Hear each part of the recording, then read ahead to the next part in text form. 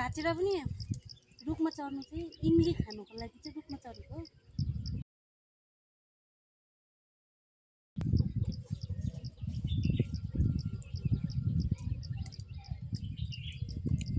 इमली खानु चाहिँ रुखमा चढेको हो। त्यो पनि हात नभई तर यहाँदेखि उकालो जानु सक्दिनँ।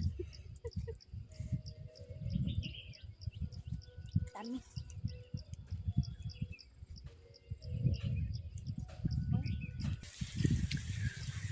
चाहिँ चढ्यो हो, एउटा हातले झर्नु पनि मुस्किल पऱ्यो।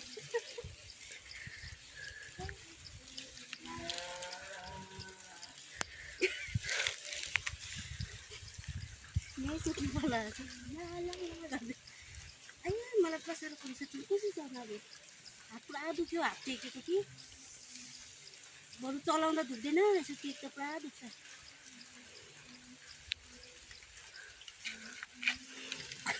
गयो कसरी चढ्नु?